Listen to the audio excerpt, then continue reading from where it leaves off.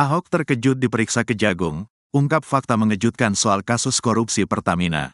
Basuki Cahayapurnama alias Ahok mengaku kaget setelah diperiksa Kejaksaan Agung. Ahok yang merupakan mantan komisaris utama Pertamina diperiksa sebagai saksi dalam kasus dugaan korupsi tata kelola minyak mentah dan produk kilang pada PT Pertamina Subholding dan kontraktor kontrak kerjasama, KKKS, tahun-tahun 2018 sampai tahun 2023. Ahok mengatakan, banyak hal yang ternyata tidak dia tahu setelah mendengar pertanyaan dari penyidik. Saya juga kaget-kaget, gitu loh. Kok gila juga ya? Saya bilang gitu ya, kata Ahok kepada wartawan di kawasan Kejaksaan Agung, Jakarta, Kamis, tanggal 13 Maret tahun 2025. Ahok mengaku baru banyak mendengar soal operasional setelah diperiksa 10 jam. Sebab, sebagai komisaris utama Pertamina pada tahun 2019 sampai tahun 2024, dia tidak mendengar hingga ke operasional di anak-anak perusahaan atau subholding. Saya juga kaget-kaget, karena kan ini kan subholdingnya. Subholding kan saya enggak bisa sampai ke operasional, lanjut dia. Bahkan, Ahok mengaku baru mendengar beberapa hal yang baru, seperti penelitian terhadap sebuah fraud atau penipuan, hingga transfer yang dipertanyakan.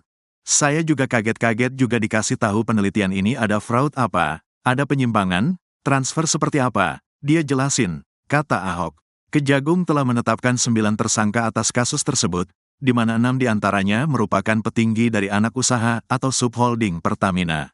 Keenamnya yakni Direktur Utama PT Pertamina Patraniaga Rifa Siahaan, Direktur Utama PT Pertamina International Shipping Yoki Firnandi, Direktur Feedstock and Product Optimization PT Kilang Pertamina Internasional, Sani Dinar Saifuddin.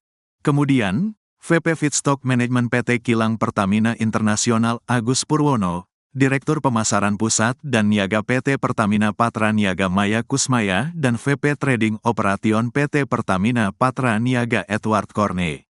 Sementara itu, ada 3 broker yang menjadi tersangka, yakni Muhammad Keri Adrianto Riza selaku Beneficial Owner PT Navigator Katulistiwa, Dimas Werhaspati selaku Komisaris PT Navigator Katulistiwa, sekaligus Komisaris PT Jenggala Maritim dan Gading Ramadan Judo selaku Komisaris PT Jenggala Maritim dan Direktur Utama PT Orbit Terminal Merak.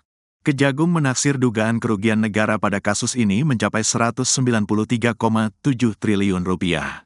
Para tersangka disangkakan melanggar Pasal 2 Ayat 1 atau Pasal 3 Jo Pasal 18 Undang-Undang RI Nomor 31 Tahun 1999 sebagaimana diubah dengan Undang-Undang Nomor 20 Tahun 2001 tentang perubahan atas Undang-Undang RI Nomor 31 Tahun 1999 tentang pemberantasan tindak pidana korupsi Jo Pasal 55 Ayat 1 Pertama KUHP.